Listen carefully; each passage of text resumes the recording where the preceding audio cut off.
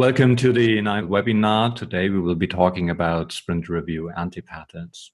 So before we start with the actual set of my dozen of sprint review anti-patterns, let's briefly have a look what the Scrum Guide is telling us about the sprint review. The sprint review is held at the end of the sprint to inspect the increment and adapt the product backlog if needed.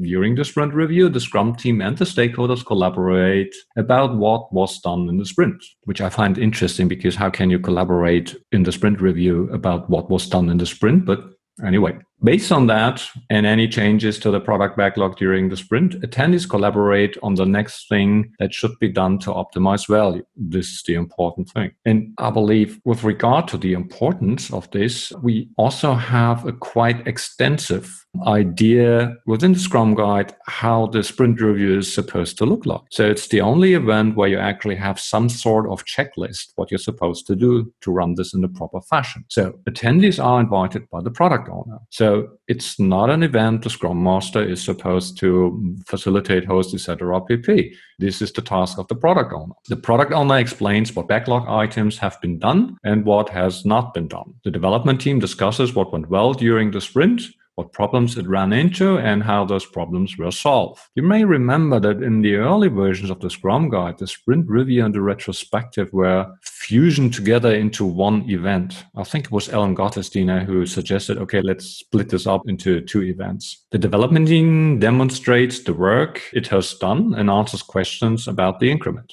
The product owner discusses the product backlog as it stands. He or she projects likely target and delivery dates based on the progress to date, if needed. The entire group collaborates on what to do next, so that the sprint review provides valuable input for the subsequent sprint planning. This is an important issue.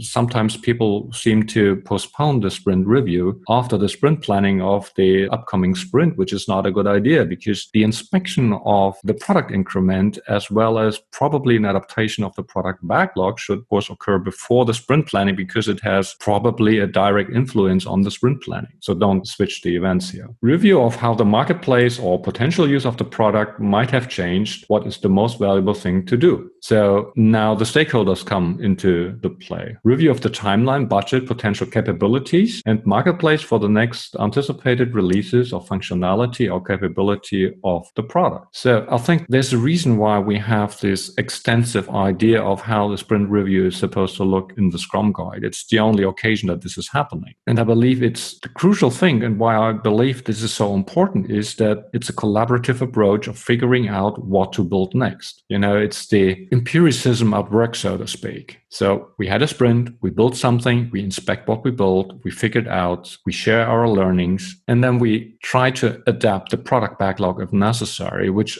directly is going to influence the next sprint planning. So this is what it's all about. Are we still on the same track? Yes or no? And if not, how do we have to change to get back on track so that we keep, at least at this very moment in time, the potential value we will be delivering the next spring at the maximum based on what we know at this moment in time. However, it's not a demo. It's not a sprint demo. Sometimes you see people refer to the sprint review as a sprint demo. This is really not what it's about. A sprint demo is maybe show some of the stuff that you built, but the focus is really on getting the product backlog adapted if required.